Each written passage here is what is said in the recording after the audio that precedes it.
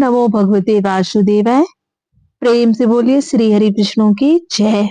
नमस्कार श्रोतागण, आज हम श्रवण करेंगे कार्तिक मास महात्म्य की पावन कथा का। एक बार प्रेम से बोलिए श्री हरि विष्णु की जय। लक्ष्मी माता की जय, तुलसी माता की जय। भगवान श्री हरि विष्णु की कृपा आप सभी पर बनी रहे। आइए मन में भगवान विष्णु माँ लक्ष्मी का स्मरण करते हुए पहले सुनते हैं राम भगवान की एक पावन कथा, उसके बाद कार्तिक मास महात्म्य की कथा का श्रवण करेंगे। भगवान श्री राम लक्ष्मण जी और सीता जी पिता दशरथ की आज्ञा से वनवास जाने लगे। रास्ते में सभी तीर्थ गंगा, यमुना, गोमती नदियों में पितृ तर्पण कर वन में कंद मूल फल खाते हुए वन में अपना समय व्यापित करने लगे। कार्तिक का महीना आया। लक्ष्मण जी ने राम जी की आज्ञा से फल फूल लाकर माँ सीता को दिए। तब माँ सीता ने 4 पत्तल परोसी। तब लक्ष्मण ने पूछा, भाभी माँ, हम 3 हैं, फिर 4 क्यों परोसा? तब माँ सीता बोली, 1 पत्तल गौ माता की है। राम जी लक्ष्मण जी गौ माता को पत्तल परोस दी। तब राम जी ने पूछा, सीता जी, आपने खाना शुरू क्यों नहीं किया? तब सीता माँ बोली, स्वामी, मेरा तो राम कथा सुनने का नियम है, मैं राम कथा सुनने के बाद ही फल ग्रहण करूंगी। तब राम जी बोले, मुझे कथा सुना दो। लक्ष्मण जी बोले, मुझे सुना दो। तब माँ सीता बोली, औरत की बात औरत सुने, आप तो मेरे पति हो, आप मेरे देवर हो, आपसे कैसे कहूं? तब लक्ष्मण जी ने सोचा, इस जंगल में कौन औरत मिलेगी? तब लक्ष्मण जी ने अपनी माया से एक नगरी का निर्माण किया। वह नगरी सब सुख सुविधाओं से युक्त थी। उस नगरी में सब चीजें सोने की थी, इसलिए नगरी का नाम सोना नगरी रखा। सभी नगर निवासियों को घमंड हो गया। उस नगरी में कोई गरीब नहीं था। जब सीता जी कुएं पर पानी लेने गई और पनिहारिनों से राम राम किया तो कोई नहीं बोली। थोड़ी देर बाद एक छोटी कन्या आई। सीता जी ने उससे राम राम बोली और कहा कि बाई, राम कथा सुनोगी क्या? तब वह बोली, मेरे घर पर काम है। सीता जी ने कहा, मेरे पति राम और देवर लक्ष्मण भूखे हैं।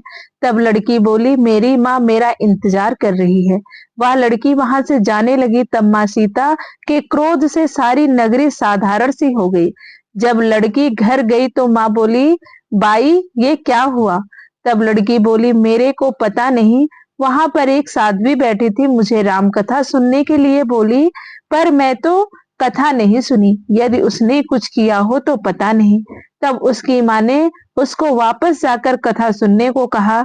लड़की ने वापस जाकर कथा सुनने से मना कर दिया। तब उसकी बहू बोली, आपकी आज्ञा हो तो मैं कहानी सुनकर आ जाती हूँ।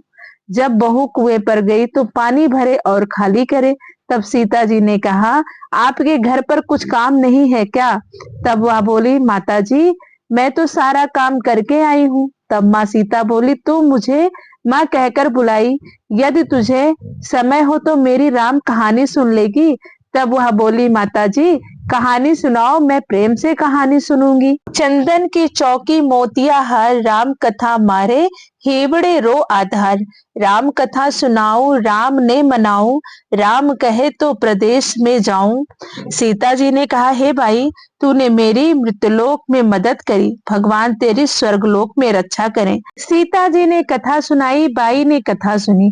आओ राम बैठो राम, जल भर झारी लाई राम, केलारी दातून लाई राम, ठंडा जल भर लाई राम, संपाड़ो पधारो राम, झागल्या टोपी लाई राम, कड़ा किलंगी लाई राम, स्वर्ण सिंहासन लाई राम, तापर आप विराजो राम, झालर टिकारा लाई राम, शंख ध्वनि गरड़ाऊ राम, हीबड़े हीरा शोवे राम, निरखता मन मोहे राम, चरण शरण में आई राम, शरण आपरी ले लायो राम, माखन मिश्री लाई राम, माखन मिश्री अरोगो राम, दूध भर कटोरी लाई राम, मेवा चिरंजी परोसो राम, खाती मीठी मीठी चखा राम, चरखो परखो अगारो राम, रुच रुच भोग लगाओ राम, जो भावे सो ले लो राम, जल भर झारी लाई राम,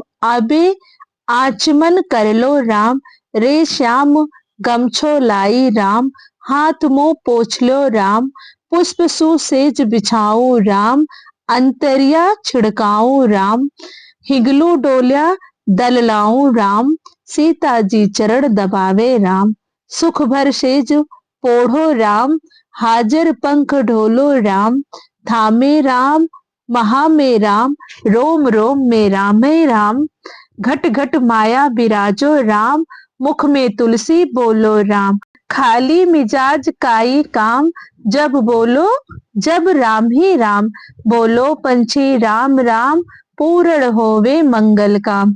राम कथा पूर्ण हुई तो सीता जी ने कहा, हे भाई तूने मेरी राम कथा सुनी, मेरी सहायता की और तुमने राम जी और लक्ष्मण जी को जिमाया है, भगवान तेरी भी रक्षा करेंगे, तुझे स्वर्ग का सुख मिलेगा। सीता माता ने उपहार स्वरूप अपने गले का हार दिया और जब वह अपने घर गई तो उसके मटके सोने के हो गए। सासू जी ने कहा, ये सब तू कहाँ से लाई?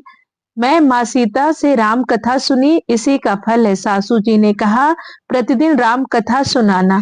बाई को राम कथा सुनते बहुत दिन हो गए। तब उसने माँ सीता से पूछा, इसका उद्यापन विधि बतलाओ। तब सीता जी ने कहा, 7 लड्डू लाना, 1 नारियल लाना, उसके 7 भाग करना, 1 भाग मंदिर में चढ़ाना जिससे मंदिर बनवाने जितना फल होता है, और 1 भाग सरोवर के किनारे गाड़ देना जिससे सरोवर खुदवाने जितना फल होता है, 1 भाग भगवत गीता पर चढ़ाना जिससे भगवत गीता पाठ करवाने जितना फल होता है, 1 भाग तुलसी माता को चढ़ाना जिससे तुलसी विवाह जितना फल होगा, 1 भाग कंवारी कन्या को देवे जिससे कन्या विवाह जितना फल होगा, 1 भाग सूरज भगवान को चढ़ाना जिससे 33 करोड़ देवी देवताओं को भोग लगाने जितना फल होगा। अब उसने विधि पूर्वक उद्यापन कर दिया। माता सीता के पास आई, माता मैंने तो विधि पूर्वक उद्यापन कर दिया है, अब 7 दिन बाद बैकुंठ से विमान आएगा। 7 दिन पूरे हुए, विमान आया तो बहू ने कहा, सासू जी स्वर्ग से विमान आया है। तब सासू जी ने कहा, बहू तेरे ससुर जी को व मुझे भी ले चल, तेरे माता पिता को ले चल, सारे कुटुंब परिवार को ले चल, अड़ोसी पड़ोसी को ले चल। बहू ने सबको बिठा लिया पर विमान खाली था। थोड़ी देर में उसकी नंद आई और देखते ही देखते विमान भर गया। तब बहू ने कहा, माँ सीता नंद बाईसा को भी बिठा लो। पर माँ सीता ने कहा, इसने कभी कोई धर्म पुण्य नहीं किया। तब बहू ने कहा, बाईसा आप पहले कार्तिक मास में राम लक्ष्मण की कथा सुनना, उसके बाद आपके लिए बैकुंठ से विमान आएगा। गांव के सारे लोग एकत्र हो गए और पूछने लगे, बाई तूने ऐसा कौन सा धर्म पुण्य किया, गीता भगवत गीता के पाठ किए, हमें भी बताओ। तब बाई ने कहा, मैंने तो माँ सीता से प्रतिदिन राम कथा सुनी और नियम से उद्यापन किया। तब समस्त ग्रामीण राम कथा सुनने की जिद करने लगे। तब बाई राम कथा कहने लगी और सब नर नारी सुनने लगी। राम कथा संपूर्ण होते ही समस्त नगरी सोने की हो गई। बाई ने कहा, जो कोई राम कथा सुनेगा उसको मेरे समान ही फल मिलेगा। सब राम लक्ष्मण की जय जयकार करने लगे और विमान स्वर्ग में चला गया। 7 स्वर्ग के दरवाजे खुल गए। पहले द्वार पर नाग देवता समस्त देवी देवता पुष्प वर्षा करने लगे। देवताओं ने पूछा कि तूने क्या पुण्य किया? तब उसने कहा, मैंने तो राम लक्ष्मण जानकी की कहानी सुनी। तो समस्त देवताओं ने कहा, वर मांगो। तब उसने कहा, मेरे पास तो सब सिद्धियां हैं, मुझे यह वर दो कि जो भी श्रद्धा व भक्ति से राम कथा राम लक्ष्मण जानकी की कहानी सुनेगा उसको मेरे समान ही फल मिलेगा। सभी देवताओं ने पुष्प वर्षा करते हुए तथास्तु कहा। चारों ओर राम राम की जय जयकार होने लगी। प्रेम से बोलिए भगवान श्री राम की जय, माता सीता की जय। आइए सुनते हैं कार्तिक मास महात्म्य की कथा। भगवान श्री कृष्ण सत्यभामा से बोले, हे प्रिय, नारद जी के यह वचन सुनकर महाराज पृथु बहुत आश्चर्यचकित हुए। अंत में उन्होंने नारद जी का पूजन करके उनको विदा किया। इसलिए माघ, कार्तिक और एकादशी यह 3 व्रत मुझे अत्यधिक प्रिय हैं। वनस्पतियों में तुलसी, महीनों में कार्तिक, तिथियों में एकादशी और क्षेत्रों में प्रयाग मुझे बहुत प्रिय है। जो मनुष्य इंद्रियों पर विजय प्राप्त कर इनका सेवन करता है वह मुझे यज्ञ करने वाले मनुष्य से भी अधिक प्रिय होता है। जो मनुष्य विधि पूर्वक इनकी सेवा करता है मेरी कृपा से उसे समस्त पापों से छुटकारा मिल जाता है। भगवान श्री कृष्ण के वचन सुनकर सत्यभामा ने कहा, हे प्रभु, आपने बहुत ही अद्भुत बात कही है कि दूसरे के लिए पुण्य के फल से कलह की मुक्ति हो गई। यह प्रभावशाली कार्तिक मास आपको अधिक प्रिय है, जिससे पति द्रोह का पाप केवल स्नान के पुण्य से ही नष्ट हो गया। दूसरे मनुष्य द्वारा किया हुआ पुण्य उसके देने से किस प्रकार मिल जाता है, यह आप मुझे बताने की कृपा करें। श्री कृष्ण भगवान बोले, प्रिय, जिस कर्म द्वारा बिना दिया हुआ पुण्य और पाप मिलता है, उसे ध्यान पूर्वक सुनो। सतयुग में देश, ग्राम तथा कुलों को दिया पुण्य या पाप मिलता था, किंतु कलयुग में केवल कर्ता को ही पाप तथा पुण्य का फल भोगना पड़ता है। सत्सर्ग न करने पर भी वह व्यवस्था की गई है और सत्सर्ग से पाप व पुण्य दूसरे को मिलते हैं, उसकी व्यवस्था भी सुनो। पढ़ाना, यज्ञ कराना और एक साथ भोजन करने से पाप पुण्य का आधा फल मिलता है। एक आसन पर बैठने तथा सवारी पर चढ़ने से, श्वास के आने जाने से पुण्य व पाप का चौथा भाग जीव मात्र को मिलता है। छूने से, भोजन करने से और दूसरे की स्तुति करने से पुण्य और पाप का छठवां भाग मिलता है। दूसरे की निंदा, चुगली और धिक्कार करने से उसका सातवां भाग मिलता है। पुण्य करने वाले मनुष्य की जो कोई सेवा करता है, वह सेवा का भाग लेता है और अपना पुण्य उसे देता है। नौकर और शिष्य के अतिरिक्त जो मनुष्य दूसरे से सेवा करवाकर उसे पैसे नहीं देता, वह सेवक उसके पुण्य का भागी होता है। जो व्यक्ति पंक्ति में बैठे हुए भोजन करने वाले की पत्तल लागता है, वह उसे जिसकी पत्तल उसने लागी है उसके पुण्य का छठवां भाग देता है। स्नान तथा ध्यान आदि करते हुए मनुष्य से जो व्यक्ति बातचीत करता है या उसे छूता है, वह अपने पुण्य का छठवां भाग उसे दे डालता है।